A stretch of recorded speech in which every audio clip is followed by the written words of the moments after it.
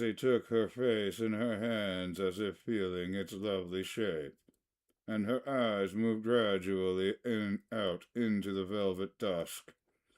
I saw that turbulent emotions possessed her, so I asked her what I thought would be sedative questions about her little girl.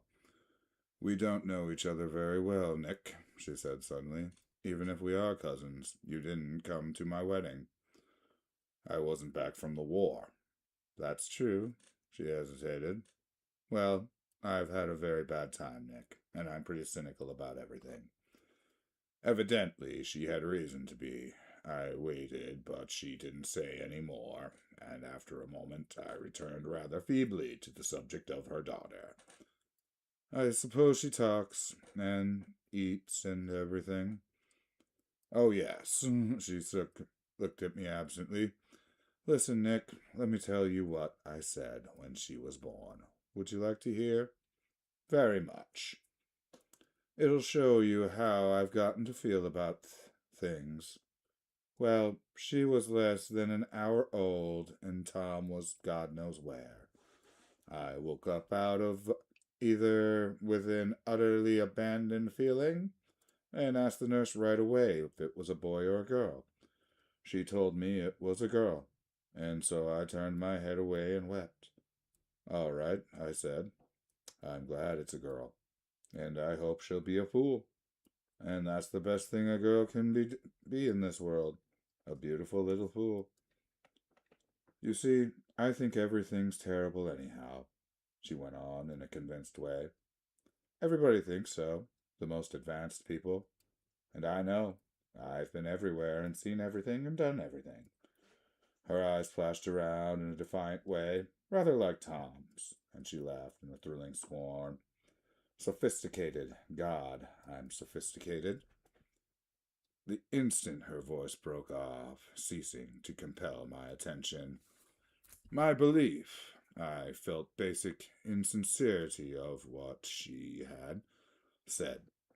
It made me uneasy, as though the whole evening had been a trick of some sort to exact a contributory emotion from me.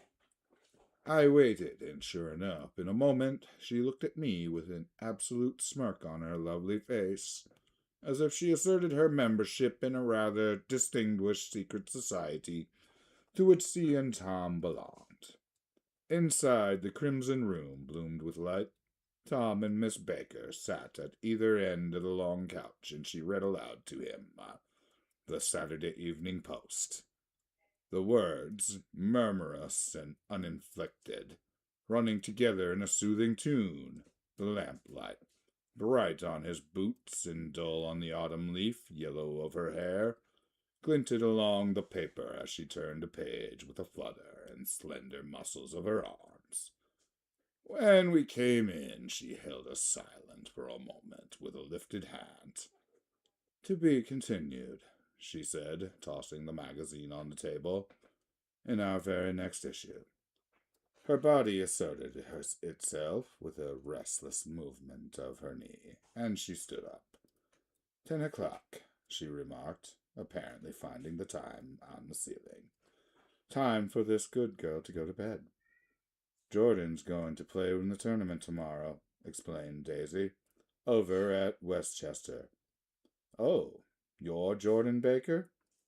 I knew now why her face was familiar. Its pleasing, contemptuous expression had looked out at me from many rotogravure pictures of sporting life at Asheville and hot springs in Palm Beach.